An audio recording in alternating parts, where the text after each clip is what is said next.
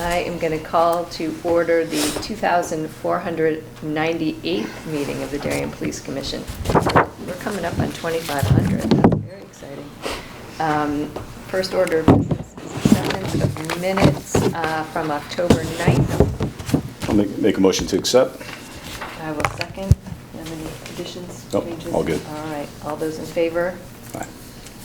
Aye. Correspondence, Chief?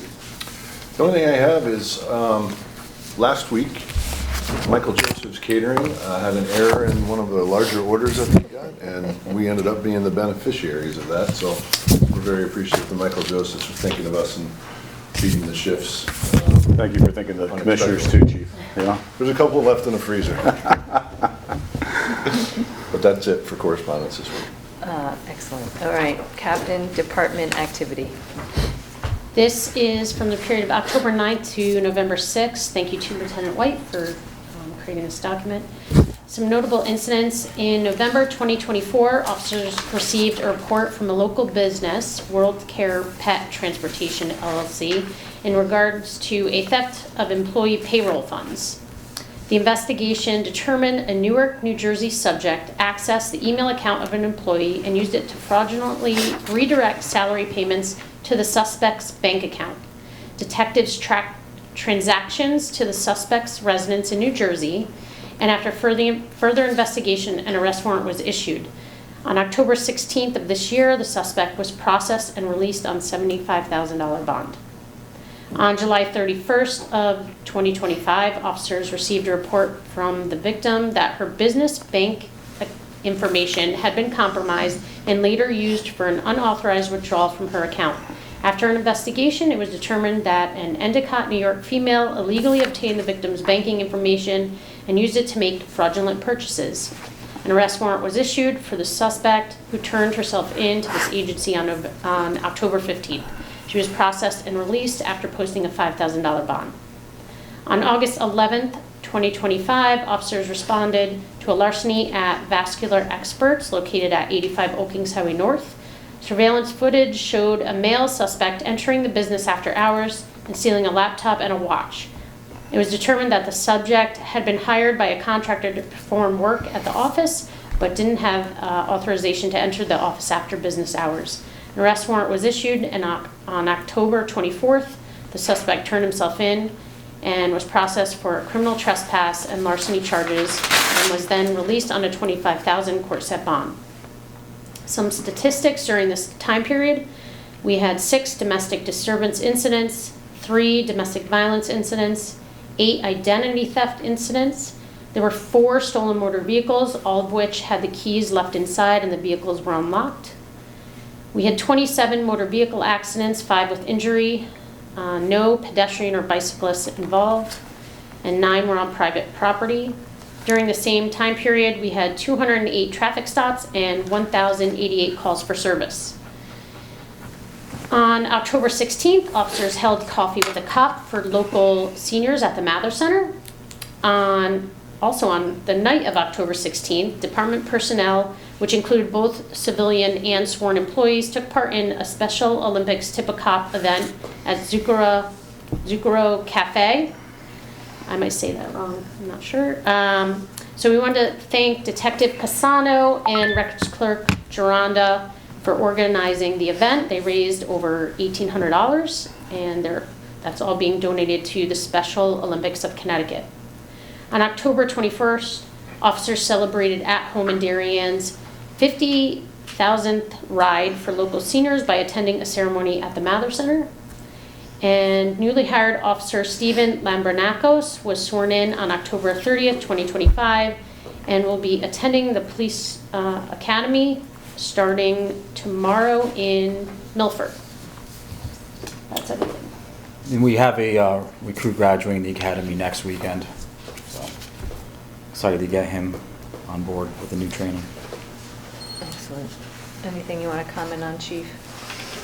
Just the only other thing I'll add is, at the end of last month, I presented in front of the Board of Selectmen with our quarterly report, and surprisingly noticed that the amount of stolen cars had decreased tremendously. There's no one factor, I think, that is playing a role there. There could be starting with compliance. People are locking their cars. But during that same time period, we did also have a very aggressive grant that we were enforcing traffic enforcement. So I think just seeing more police cars out there more regularly can be a deterrent too. I'm sure there's other factors too. I'm just not thinking of off the top of my head, but we were happy to see those numbers as low as they were. Well, unfortunately, we ticked up to 4 in this report, so Yeah, hopefully. we had a couple in the last week or so. Get back to not leaving your car unlocked with the keys in it. Then only other thing that, not on here that I'm thinking of, we're having the department's award ceremony next week at the Darien Library on the 12th at 5 p.m. Everybody's welcome to come. We're going to honor our officers for outstanding performance over the past 2 years, right? Right. And should be a fun event for us At the library. at the library. Duly noted. Okay. We have public comment. We do have members of the public here today, which for us is somewhat unusual, but I think most people are here for something that is further down our agenda. If there's anyone from the public here that is not related to one of our other agenda items, we'd be happy to hear from you now. Otherwise, we will skip over that. All right, seeing nobody, we will go to old business, building issues update. Anything there? Nothing noteworthy, Commissioner. Excellent. Okay, traffic issues. Holmes Ave is listed. Carrie, do you want to comment on that? Yes, please. Forgot to call you Mrs. Cardone. What do you prefer? Carrie is fine. My name is Carrie Cardone. I live at 17 Park Lane. I am the president of our private street association. So this has been brought to my attention about the problems that people have been having with getting out of Park Lane at the intersection of Rose and Holmes. Rose and Holmes are 2 streets that are both private streets that come together, and people have been parking on Holmes Avenue to obstruct our view to get out of off the street. We've got lots of people that park along the road. Brent Hayes came over. He was kind enough to take a look at it. People, just as we were there in a short time period, were speeding through, using Park Lane as a cut-through street. So it becomes kind of dangerous. My kids are grown now, but we've got tons of little kids that live on our street, and we're afraid somebody's going to get hit eventually by either someone using our street and going too fast when they use it as a cut-through, or at that intersection that, by the way, is also a bus stop. So we did have our people from the street at our street meeting sign a petition. As you know, none of those guys are going to come tell you that they knocked it over. So we're just looking for some suggestions from the police commission of what we have the ability to do. The one thing that Brent and I talked about, and also Officer Bud, is possibly putting parking, like no parking from here to the curb. Now, Officer Bud explained to me that it's a 25-foot rule where you can't park at an intersection you have to be 25 feet from that intersection. That's kind of a small amount when you really look at it. And so what people have to do is edge up further and further so they can see around these cars or trucks or whatever is parked on Holmes Avenue. We've had a lot of near misses. The other thing is the way Rose and Holmes intersect with each other. Even though Rose has a stop sign, Park Lane does not have a stop sign to come out and enter onto Holmes Avenue. So putting a stop sign possibly on Park coming out to Holmes might get people to stop a little more. Again, the people that live there don't always tend to be the problem. It's the people that are using our street as a cut through, or UPS drivers, FedEx drivers, or whatever. My own daughter years ago was in a traffic accident. This is when she was a child, and picked up somebody from Rose didn't look and see the car coming from Holmes, and the car was T-boned. So there's a lot of near misses. There have been accidents. And so we're just looking, again, for some solutions to the problem. The other thing they addressed is the speed at which people travel on Holmes Avenue. They did put up some signs that ask people to slow down, because owners of cars that live in that area were putting their cars in the way to make people kind of slow down. We kind of think that's a little on the dangerous side. So since those slow signs have been up, people have been doing a lot better slowing down, or so we think.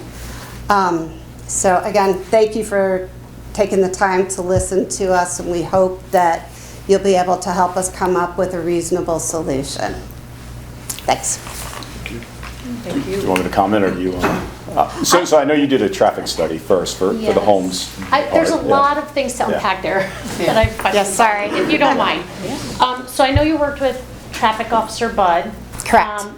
And discussed most of that. There was a speed study done there, and the average speed is 21. I believe the bollards were in the road when that happened, so it is slowing cars. The speed limit there is 25, so the average is 21. So there's not a speeding issue now. My question about this is the first I'm hearing about a crosswalk. Are you talking about a cross park? Where are you? Yeah, possibly just doing it at the intersection of like when our road ends. It would Park be to Holmes? So, Captain, it's at the end of the private road, Right. and it's As it I comes don't onto Holmes? correct, and I don't. I explained, there's no sidewalks, ADA compliant ramps, but I don't know if you can do whatever you want on a private road. Right, and- I don't think it would be effective anyway, as we discussed, but. Yeah, and I Yeah. also think you may be putting people in more danger, putting a crosswalk where you're saying people are coming out without a stop sign. That concerns me a little bit. Again, So- we're just looking for suggestions Yeah. from you guys. And I think a stop sign might be more effective. The other thing is that is a very crowded bus stop for the elementary schools. And so, people are driving out, and again, it's mostly the people that don't live on this street that are causing the problems for us. And that's, again, the crosswalk would only be there to maybe detour people from, like a mental kind of thing, as opposed to. Yeah, Captain Hood, what I would suggest, if you have time, maybe next week or whatever, grab a cup of coffee. I would just go out there maybe with Officer Bud. I think the two key things that we probably could address is the line of sight with the parking, and then there is one area there. I can't remember this. I know where it is. I don't remember the exact roads or whatever. There's one area where at times a neighbor may park their car there, and it completely impedes traffic, and you have to go into the oncoming traffic lane. And I think you could probably do no parking signs there potentially, but maybe take a look. I think we could probably help with that part. And Carrie, just so you know, like a stop sign, it has to meet certain warrants according to what we call the MUTCD, Manual Uniform Traffic Control Devices. It probably doesn't meet that in that location that you're referring to. But I think the line of sight issue is something that we could certainly address for you guys. Again, anything is better than nothing. The interesting part is that Rose Lane does have a stop sign, and we don't. So I don't. Got it. Okay. I think you have to see it. Yeah, I'll look into that. Yeah, I'm happy to meet with you sometime next week. Yeah, not a problem. Being it's a private road, depending on where the stop sign is, I'll have to look into that. That's the other issue, is could we put our own stop sign on since it's a private road? Again, I know it's not enforceable. I've heard that before, Yes. that stop signs that you put up, but again, as a deterrence as opposed to, Right. because even Officer Bud even offered to come out and give warning tickets to people that are in, within that 25 feet. Right. And I haven't called yet, but I've been tempted to. But I have told people that they could be ticketed. So I gave them like kind of a heads up, you could get a ticket. So I'm hoping that detours the neighbors from having their friends park right there to impede that traffic. Well, why don't we put on the next steps that Captain will meet with certainly Officer Bud. Hopefully you go out, assess, and make a recommendation back to us, depending on if it's a private road or not, or what we have to approve. We will nail all that down between now and our next meeting, and Awesome. see if Thank we you can- very much. We appreciate you listening to us. hey, thanks for coming. Okay, new business, West Avenue in Rings End Crosswalk. Hello. Hello. So my name's Tyler Campbell. I'm representing Rings End as the operations manager. So what we're trying to propose is a solar-powered flashing pedestrian crosswalk with a push button for the public and mostly our employees. As you know, or I can show you a photo, we have a main crosswalk between our store, and then we have 2 outbuildings and an employee parking lot where our employees cross multiple times a day. Currently we have 153 assigned employees to our Darien location. And they're crossing between 5 a.m. and 6 p.m. most of the time. And especially with daylight savings now, it's dark when they get there and it's dark when they leave. And with the traffic on West Ave, I mean, it's always been something they've griped about, wondering if we could do something. We currently do have 2 large yellow crosswalk signs. People still are blowing by them. We've shined a light kind of on the one by the main building. But it's still, this Connecticut DOT data I looked online from 2023, there's 5,800 cars that go through that corridor a day, which is way more than I realized. And with the 153 employees going back and forth to the cars for lunch, to the other buildings and everything, that's multiple hundreds crossings a day. So it's definitely something that we would love the commission's report. So right now you have crosswalk signs, you're looking, oh, awesome. And I think it's important that you just said you have buildings across the street Yes, that sir. people work out of. Yeah. We have 3 Parking buildings lot. across the street and a large parking lot. So you're basically looking for different signage at this crosswalk? Yes, I'm sorry. So you're looking for this signage basically Different signage. where Newark churches, basically? You're looking for the flashing signs? Yes, something similar. Actually, the captain shared with me a TAPCO flashing beacon that has been installed around town. And I also want to reiterate that Rings End would pay for the installation, the sign, and the maintenance, so the town So would have no... When you push it, it just lights up? We're not looking for a Not like on- stop sign or a, but it I think Hinley School has one Yeah. too. In just front of Newark, the flashes? church there. Yep, Okay. flashes for, I don't know. So it's certain- basically certain amount of time. augmented signage at your, what is otherwise kind of a hidden crosswalk in the dark and all of the rest? Yeah. And it would be one on either side of the road. Ideally, yes. And we've had one employee, actually, I don't have the report, got struck a few years ago. No, the cars definitely zoom And then, down here. I mean, the crosswalk's there, the signage there, it's just ineffective, so anything we can do to make it more effective seems to me to be the right answer. that would be greatly I appreciated. know you had 153 employees there. Wow. That's the max. You had a lot, but. But, I mean, you know, daily it's probably in the 90s to 100, but when everyone's, yeah. Yeah. But yeah, it's a big operation. And hopefully it'd also keep our employees from crossing correctly too, because sometimes they do kind of go out. And I think if they had the ability to press the button, it would help. Yeah. Yeah, I agree with that. It will kind of teach your employees to cross at the proper spot. Not that we see that as a problem. It is a problem when it's happening, but Yeah. the only other thing I'll counter with is we don't want crosswalks to give people a false sense of security that it's okay to just walk out in front of a car. Oh, of course. It's one of the considerations we have whenever we look to install a new crosswalk or enhance an existing one. But clearly this crosswalk has been here for as long as I can remember. Looks like you already have the shark's teeth, and I forget the proper terminology for them, a little west of it, a little east of it. And it looks like it's fully compliant as is, so I don't see why we wouldn't consider enhancement. Totally fine. No, I have no problem, but I do, and if the Holmes Avenue people were still here, crosswalks, they sometimes give people a false sense of security. I'm in a crosswalk, so, Definitely. but that doesn't help you much when somebody decides to blow through. You still have to look both ways, but this, I have no problem. I can make a motion that we,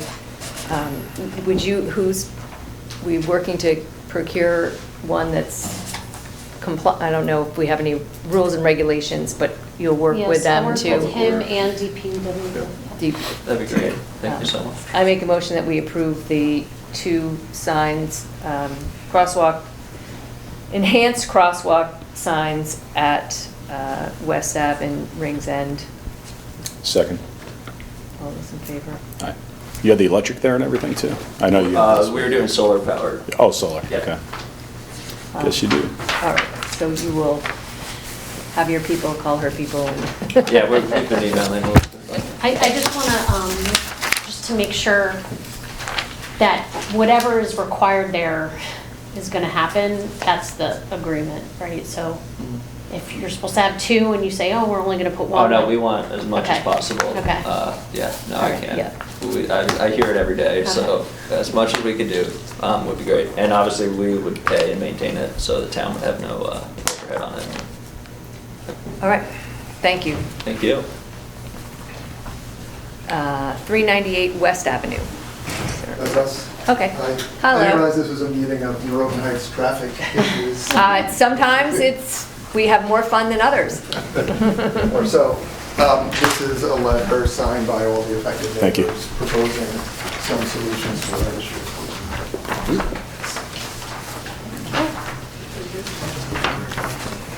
I presume there's no way to put a presentation up on there?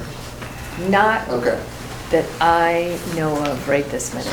Okay, we'll do our best to just describe what we would have.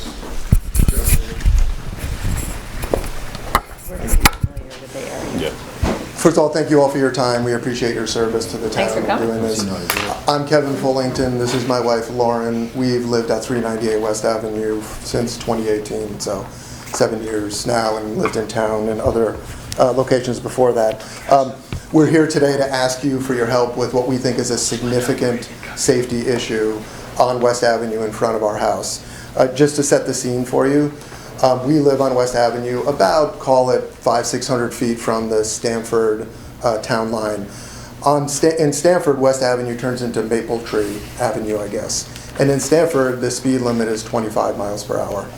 Yet when you come into town on West Avenue, the speed limit goes up to 35 miles an hour. So from the town line, advance about a few hundred feet, and you hit Holmes Avenue, where our neighbors were here to talk about.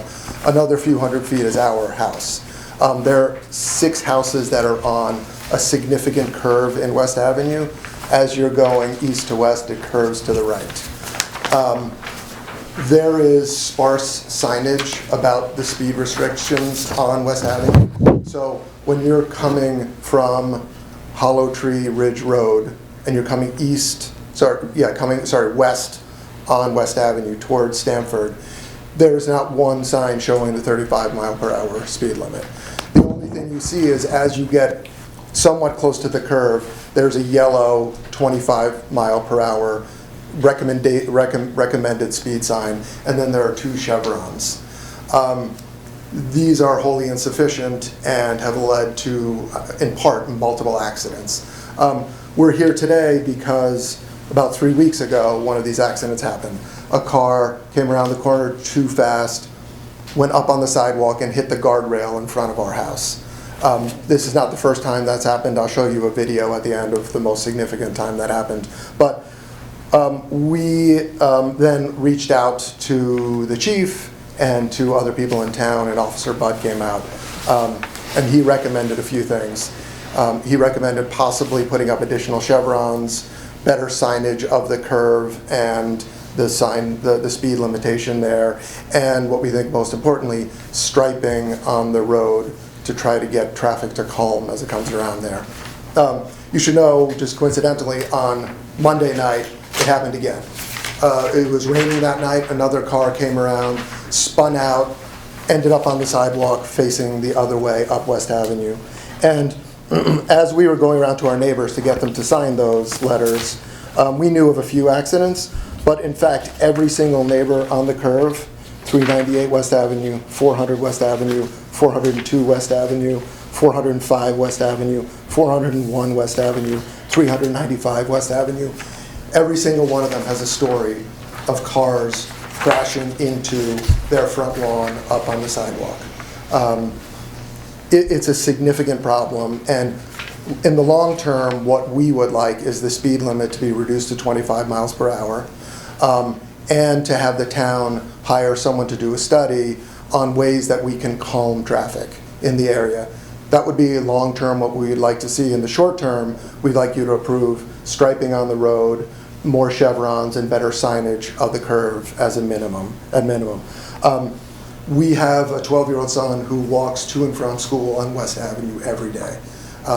There, as you all know, significant pedestrian traffic at all times, and it is just a statistical certainty that if we don't do something at some point, there is going to be a serious accident there that involves a pedestrian injury and perhaps worse. I just want to, if I could show you guys just one video to illustrate the issue. Do most of the accidents you're talking about, you're coming down, what I call down West Avenue from Hollow Tree, it's that hairpin, or are there other, do people also spin out? Yes, most are, do they do it this way too? yeah, most are coming from Hollow Tree Darien west to Stanford. But not all, because multiple of our neighbors, 3 across the street have had it. 1 came from our side, 2 were folks coming around. Coming the other way. So it is, more of them are, you're right, coming towards Stanford, but not 100%. Correct. So I just want to show you this video. So this is from the Ring camera from our front stoop. I want you to look at the top here where West Avenue is. You'll see one car come by and then watch for the second car.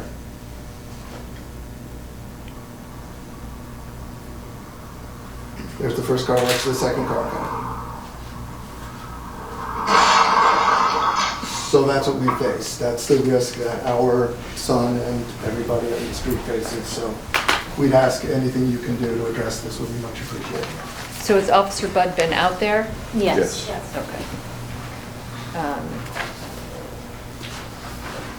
Well, this picture, I mean, we're obviously looking up. That seems wholly inadequate, that little sign right there. But you guys are the experts. And Officer Budd, do you have a, should we go out and look at it? What do you want? I mean, I'm not going to say not to go look at it. I think after talking and, looking up the accident history is different than video. They have more that's actually happening that's being reported. I mean, somebody goes up on a curb and comes back up, they're not going to call police for that. So the numbers might be off because you've sent me things that we don't have reported. Officer Budd, when he was out, said, hey, if this happens again, please, even if there's no significant damage, please let us know. And that's why Monday night, when this happened again, we called and someone came out and took a report. So that's going to be our new protocol for everybody on the block, but it is going to continue to happen. And the only question is what and when we do to address it, and if something really bad happens first. Are there issues we have with, I don't know, state, what kind of road is this? I mean, they're asking for chevrons, better signage, and striping, and I'm not sure exactly what that means, but do we have issues with potentially? No, I don't think it would hurt to add extra chevrons curve ahead.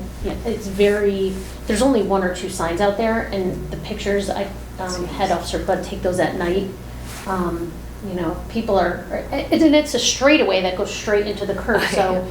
Well, it's you the know, same if you as don't at know- Hollow Tree. What did we do up at Yeah. the top of Hollow Tree by Weburn, which was the death trap of Darien? Took down the trees so people wouldn't crash into them. What's the speed limit there? On Hollow Tree, Yeah, 25. that's 25, right, we're at 35. And just on the striping, because I think that's the most important thing to calm traffic, I can pass it along. Someone, it was in the police department, sent us their view of what that striping would be, and it's nothing dramatic across the whole road. It's just little, call it, Yes, like that's- 2-foot stripes. Oh, yeah, I don't know if you guys Yes, have it. I Right, pass right. that along to Yeah, them. okay. So Great. that is the new, yeah, it's a new calming technique that actually, I've never seen that. the traffic center, the T2 traffic center, I was working with them, and they sent that to me as a really And that's effective, yeah. very effective way to slow traffic, because it makes the roadway seem like it's smaller, and so people tend to go slower when they see the stripes. So I don't think it hurts. You can do that on the curb alone? Well, you wouldn't Yeah. do it on the curve, you would do it leading up to Up the to the curve, curve. right, on the straightaway before. Well, again, much like the Holmes Avenue people, I don't think we're going to solve it right here today, but if we can send it back to you and Officer Bud to actually come at the next meeting with recommendation, this is the sign, this is where we'd put it, you know, kind of certainly looking at the three things that they would like to see, then we can officially. I'd just say for the record too, 90% of our neighborhoods, the people hate signs and they hate additional signage, but it sounds like you're all on board. But it has been problematic for us in the past, with the commission in the past. We've had to move stuff because of the dissatisfaction of certain neighbors. But I do agree, it's pretty light there in that turn. And what I would say, the chevrons are directly next to our property, and then it's Woodland Park. Right. On the other side, there are 2 homes, and both of those folks signed a letter saying, and they were fully supportive of chevrons because they both have had accidents in front of theirs. But we get people a quarter mile down the road that say signage is lower in the property values and more striping in the streets, or makes it look like it's not a quiet neighborhood. Well, But let's. it's not a quiet neighborhood. Well, let's see more specifically, this is the sign, this is where, you know, we recommend, whatever their recommendations are, we recommend 2 of them, and then we Okay. can kind of Okay. all look at it together Revisit, and okay. say, this looks like a good plan. And I would just ask in the longer term to give some serious consideration to some reduction in the speed there. I On don't- the Darien side. Yeah, I don't see why it's 10 miles per hour above what it is on the Stanford side. Well, I think Captain Hedema could comment to that too. When we've done speed studies and we pull up our data and we would send it to the state for some type of recommendation, in most cases they would raise the speed limit. I don't know what the history is for Stanford having a 10-mile-an-hour lower. Maybe it's just the amount of residences per the stretch there. There's a lot of residences, there's on-street parking there as well, I think on both sides, which naturally will calm traffic, Oh, but. they have yeah. street parking. I can't, we can't answer that right now. Yeah, no, but I know, but I'm just saying what you should know longer is term. you should walk out saying, I'll look we at- absolutely want to be helpful, Yeah. and we'll get on it right away. Yep. Okay.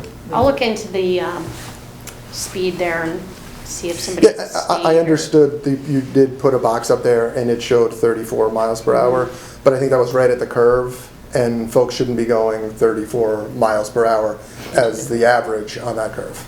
So, for whatever it's worth. All right, well, we Okay. will hopefully Okay. get further along to an actual plan and see what we can do. Okay, I appreciate your time. Hey, Thank you. appreciate you coming. Thanks. Thank you.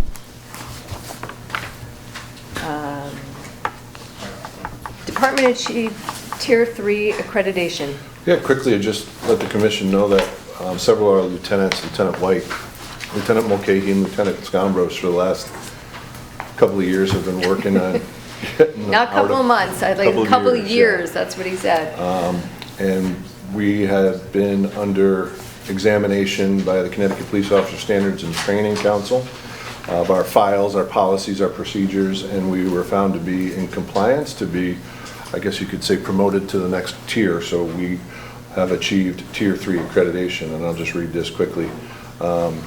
They've reviewed our files. On behalf of the Police Officer Standards and Training Academy, we thank the Darien Police Department for demonstrating professionalism and supporting the state of Connecticut's mission to achieve full accreditation status by 2026. We congratulate your agency on achieving Tiers 3 accreditation status pending approval from Post Council, which is going to happen next week. I'll also add that the assessors and the people that are in charge of going through our files were very pleased with and enjoyed working with all 3 of those lieutenants. So kudos to them. It is no small achievement to, this is full-time for, and I say it for a third time, years to go through this. So the Police Commission is super appreciative of their time and very happy with. As am I. Congratulations. Yeah. Congratulations. Okay. 805 Post Road, last but not least. So guys, just a quick question. I know you've been sitting there, but you're going to be redoing this traffic study, right? So should we be holding off on this conversation until that's done? Well, we hope not, because we wanted to close the public hearing sooner rather than later, so. But you're going to be redoing the traffic study. We are doing new counts currently, and we'll have a new report into them and next week, so. So should we wait on that conversation then? Well, maybe they could at least lay the groundwork, no? If you want to, yeah. I don't know if you, okay. Whatever you guys like to do, I don't know if you We're here. need to come back. We might as well, Okay, Might as well. okay. because if we don't get input here, then we can't Yeah. close the other hearing, and then it's drags on, and perhaps, let's just present it, and Okay. we'll see how we do. When you get it done, when you send it to P&Z, send it to us directly as well. That way we can take an immediate look at it. Sure. Okay.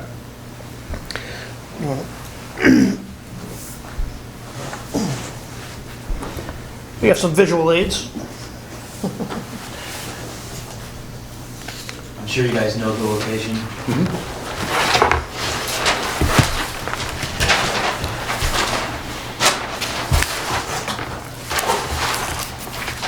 My name is Mark.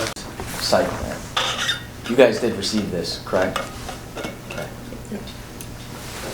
Yeah, both side plans, just got the convenience store. It's a former service station, but So it's not going to be a service station It's anymore? not a service station anymore. It's going to a convenience store where they're gonna sell, candies, sodas, your typical convenience store. That gets pushed toward the back, allows us to move the pumps back slightly, creating more room between the Boston Post Road and the pumps. Right now, there's 3 pumps. They're in line. So, it's tough to fuel 6 people at a time, theoretically possible, I suppose. We're gonna turn those pumps so that there's still 3 pumps available, still 6 fueling positions, but now they're all available at all times for someone to fuel. So we should be, hopefully, we're cutting down on queuing and getting people in and out of the site faster. Currently, today, there's parking all along the side, but again, those are parking for employees and vehicles that are being fixed. All that's going away. There's 10 parking spaces across the front of the convenience store for customers of the convenience store. There's 3 driveways, 2 to the Boston Post Road, 1 to Sedgwick Avenue. Is that being, are you making that longer at all? Those are the curb existing cuts on Sedgwick or The no? existing driveways, and I think they're staying the exact same width. I don't want to touch. And same location, same width. We're not touching those. All the work's basically being done behind it. So you can come in or leave any one of those 3. All of them are both way. Yes. wherever All you're 3 going. driveways are currently full access driveways. They will remain full access driveways. Now, That's we a big understand- difference between this and the 7-Eleven proposal. They had 1 curb cut, which would have been, yeah. As we know, the intersection here is signalized, so there are times, queuing from the signal will back up, backs up across the facility. On Sedgwick there, just to stop you for a moment, are you putting in a dedicated right-hand turn lane there? Like there is opposite across the road or no? Sedgwick The House. town has recently just restriped Sedgwick, and it's got a dedicated left turn lane and a shared through right turn lane. That's It's very 2 recent. lanes when you come down Sedgwick now. So it's The left turn lane's To help about with 50 or that, 75 feet long. because traffic is gonna, you're doubling, right? At least double what's coming in and out of here during peak hours. So would it be helpful to have a dedicated right-hand turn lane and straight through as opposed to A dedicated turn lane where? on Sedgwick? There's no room for a dedicated right turn lane on Sedgwick. It's only 2 lanes, right? Unless we change it to a shared through left turn lane and a dedicated right turn lane, Right. which I suppose is possible. Okay. I'm not sure if that's Yeah, I'm not sure. beneficial Where for. it would get you. There's- If you're gonna take a right off of Sedgwick and you're coming out of there, you're probably gonna exit on the post road. You're not gonna go Sedgwick to come to the post road. I think it's gonna be difficult for anybody to take a left out of any of those driveways unless it's after 8 Agreed. PM, you know? Yeah, left turns are gonna be difficult. As you heard from the comments, the traffic volumes for this site, we're looking at like 40, during peak hours. Because the shop was closed, so we couldn't actually do counts. But the existing service station, according to ITE, which is the Institute of Transportation Engineers, the morning peak hours, about 41 trips. Is that from 2022? Or is that That's the existing facility. existing? Okay. Yeah. And we'd be going to about 114 trips, so an increase of 100. Oh, let me get back to that in a second. In the afternoon, the existing site's about, this is why I have classes. 56 trips in the afternoon, going to about 136 trips. And on Saturday, I'm not sure if they're open on Saturday, but they could be open on Saturday, maybe 51 trips to about 102 trips. So we're looking at an increase of about 73, 80, and 51 trips during the peak hours. Now, What is it's a- that related to? The convenience store? Because it would be the same amount of pumps, right? So Well, where are you getting the increase? We The were- increase is because of the convenience store. well, From there's two things. We ran our numbers, because the existing pumps are in line, Yeah, it's yeah. not, you really can't use It's not all 6 at conclusive, once. yeah. So it's really like 4 fueling positions. So when I ran the numbers, I ran it for a service station with 4 pumps, going to a convenience store with 6 pumps. So there's an increase in pumps and an increase in desirability of the site due to the convenience store. So that's, yeah, the increase is due to both of those things. Now, since it is a convenience store gas station, most of those are pass-by trips. They're people on the roadway, so, The gas is arguably more efficient this way, though, yes. right? Than what you had. It's really the convenience store. Yeah, they're mostly pass-by trips. People already on the roadway just happen to see the place and happen to go in.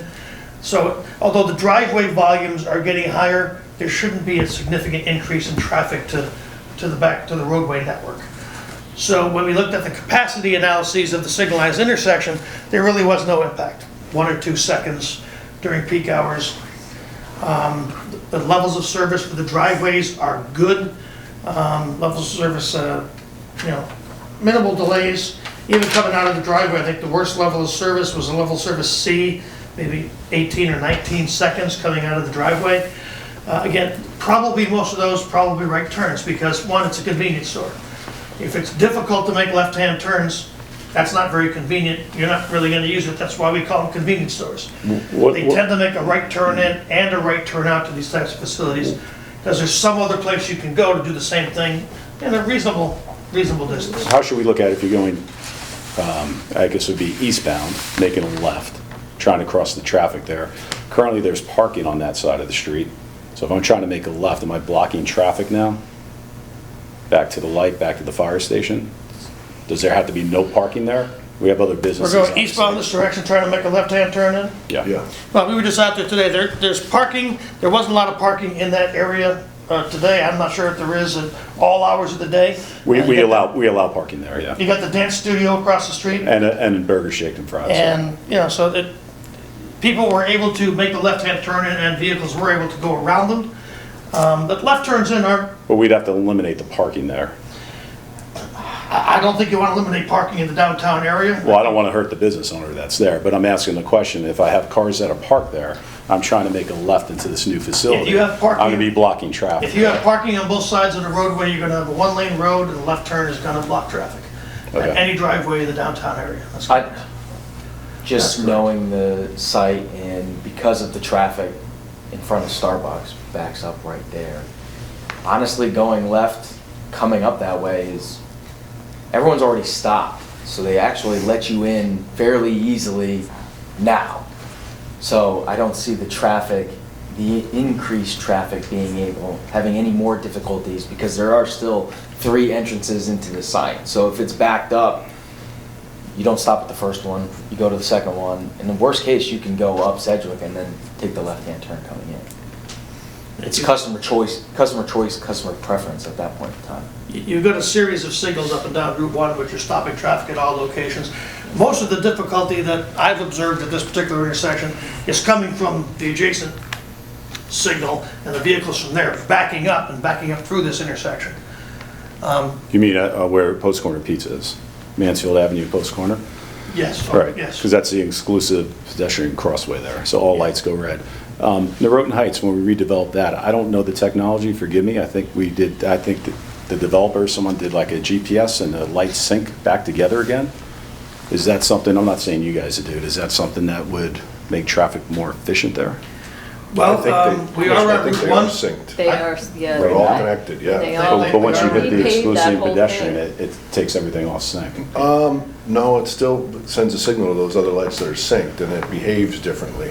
Right. They are To all West Avenue and from Post and Sedgwick all the way through Corbin Drive, they've been synced, to my knowledge. There has to be a delay. Yes. From this light right at the corner and the next light, 100%. There's no way it's synced. I sat through it today, letting people come through the Well, it The also intersection, depends, yeah. I learned this year that depending on the time of the day, the syncs are all different, so depending on when you caught Yeah. that, you're gonna see different performance.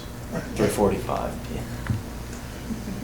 It's all, Route 1's included in the signalized system. And they're all linked together, so every intersection knows what the intersection is doing.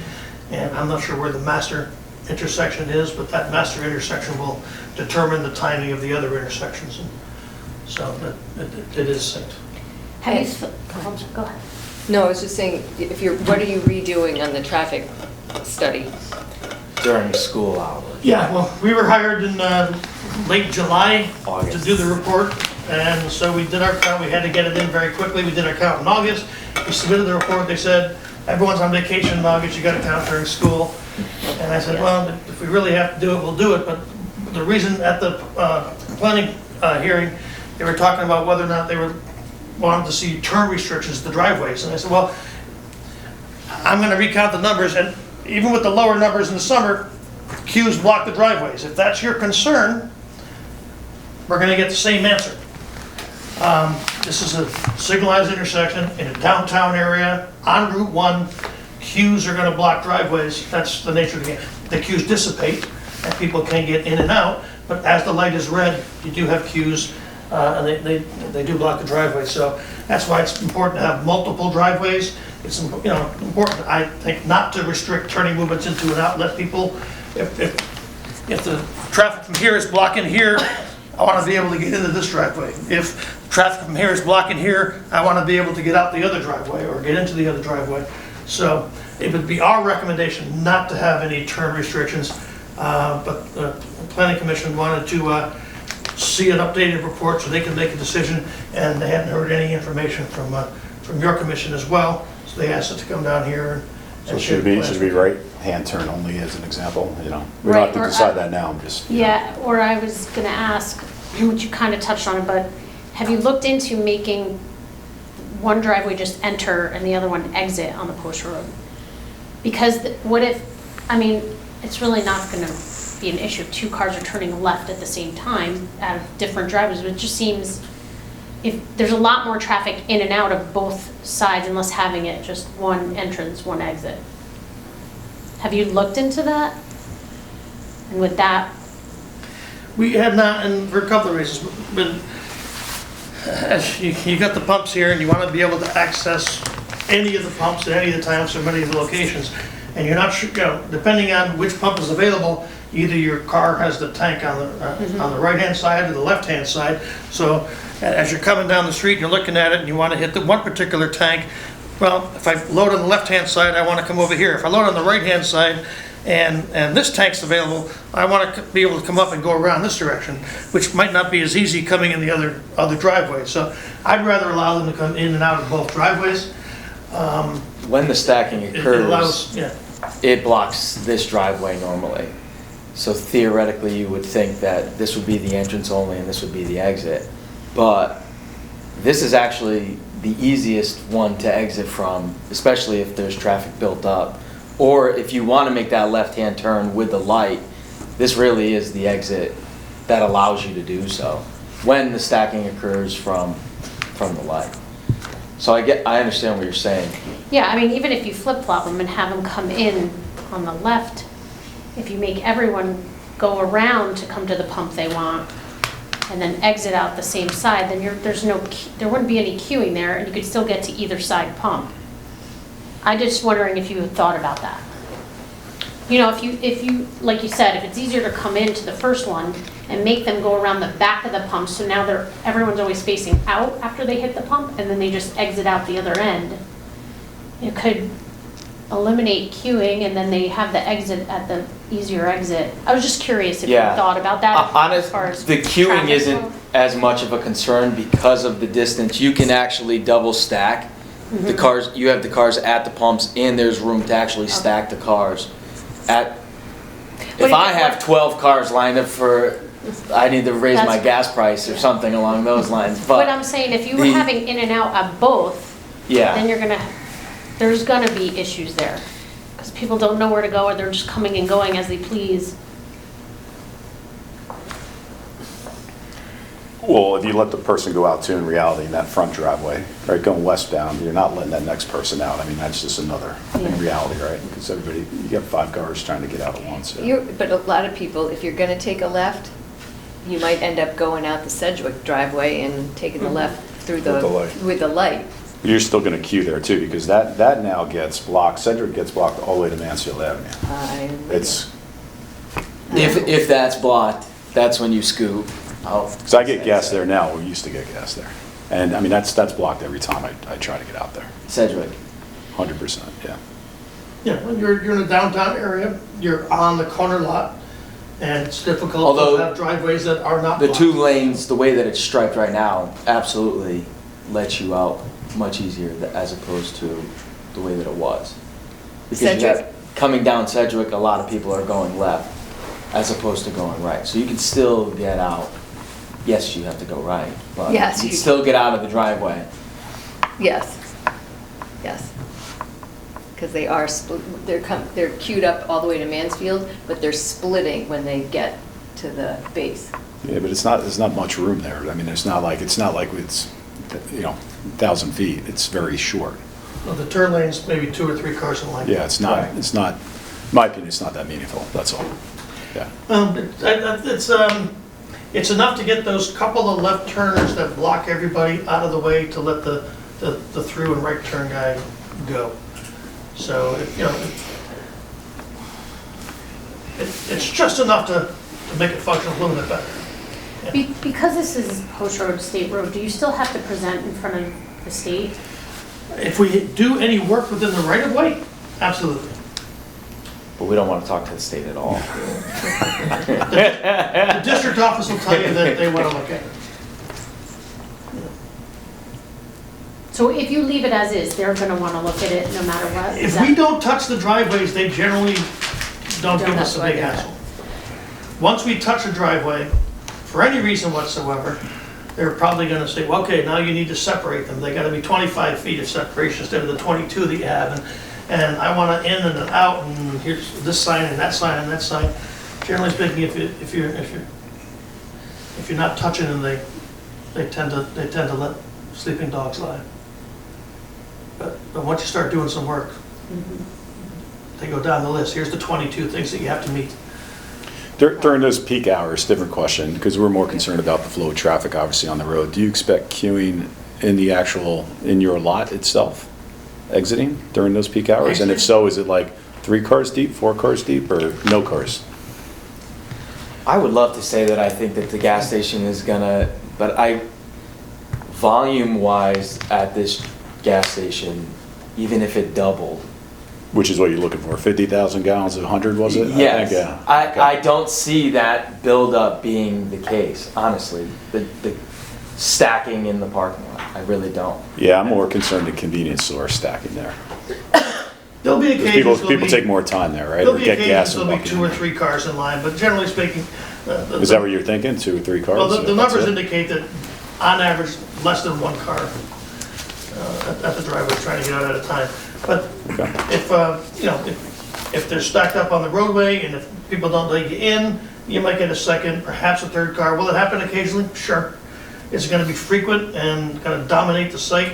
I don't think so. I think the biggest issue with the site right now, especially with the way, because everything is so close to the road right now. When you're looking at that site, it's always been, you had stacking on the road because people couldn't get in because they were parked completely the opposite way. When you change the whole layout inside the station, I think that drastically changes everything. Because they're not gonna stack on the road, it's gonna be, people will be able to get in and around the dispensers, both ways traffic around the dispensers. I think the ease of the building being back will make everything much easier leaving in and entering that site. I'll try to phrase this the right way.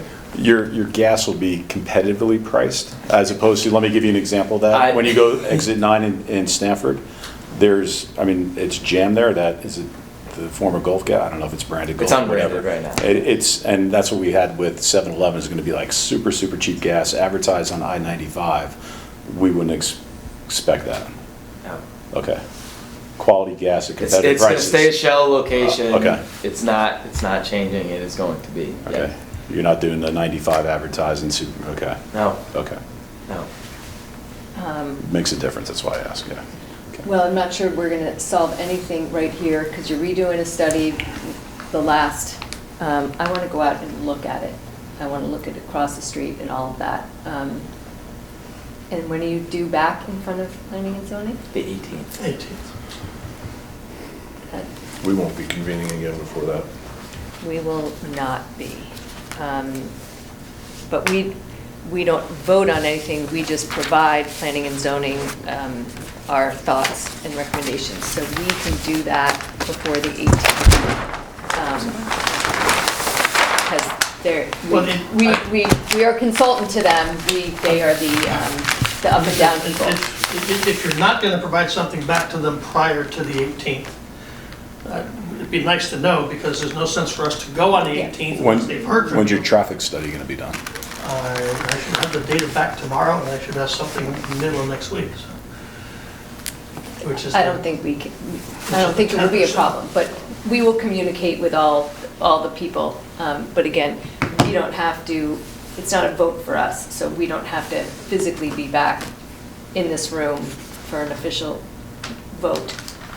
We can provide feedback to planning and zoning or ask you questions off. I mean, I think realistically, Right? I'm saying that. I there really was agree. no comment previously when we had met. I think that's the biggest concern that they had. They Yeah. wanted to obviously hear from everybody, Yes. so. And we will do that, but hopefully between I now would and the just say, 18th. maybe I could remind the commission that in other instances like this, we've provided the letter to planning and zoning with the caveat that we still remain having the authority if it doesn't work out as you guys are telling us, that we can go back and review it and request changes be made. Briefly, what are you requesting for store hours, by the way? The store hours, What are you asking for? I would like to say 5:30 to 9. Now, we currently are going to operate the station. Now, if the traffic warrants 5:30 to 9, sure. On a Sunday, if we close at 7 PM because it tells us to close earlier, then we will. Obviously, we'll open later on Sunday. If it's dead in the morning, we're not gonna open at 5:30 just to open at 5:30. So So I the would not application says stretch 5:30. 5:30 to 9 Okay. is what, yes. With, okay, so I think that is a plan. You guys will get us anything you're sending to planning and zoning. We will Absolutely. chat, we will produce some kind of communication to planning and zoning prior to the 18th. Do you have any comments before we wind No, I up? mean, I think they addressed everything. Okay. They discussed. The main comment was just getting the new counts in. Okay. So, once we have that and we have an updated analysis, we can provide further I just want to make sure you have Yeah, it for me. thank you. Okay. Okay. Thanks, Anything else? Thank you all very Thank you. much. Thank you.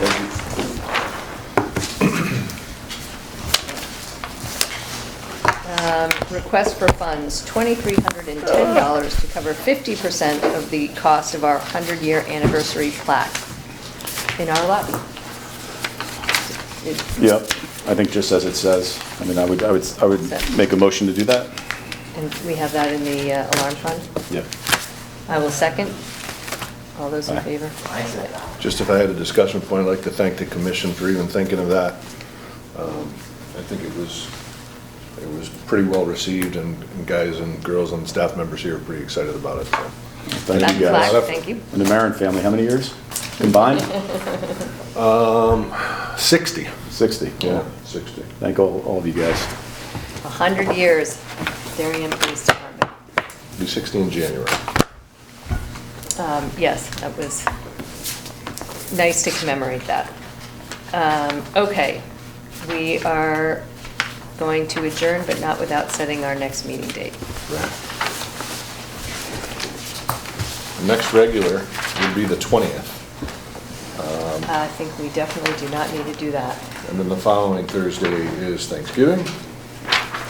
So then we would move on to the next regular, which would be December 4th. I am out of town, but you are welcome to carry on without me. December 4th already, wow. I'm at a conference. I'm actually out. I'm around, whatever you guys 4th and the want to do. 11th, I'm here the 18th. Use it, please. Let's see. See what you all people, and then we can have Rick send out a Google Doc on Yeah, that's okay with me. The 4th. any of those dates. I can make it. Andy will be away. So we just need another commissioner, We right? just Check need to with make Kevin sure then. Kevin. Okay. All right. Okay. We are adjourned. Can we go into executive session?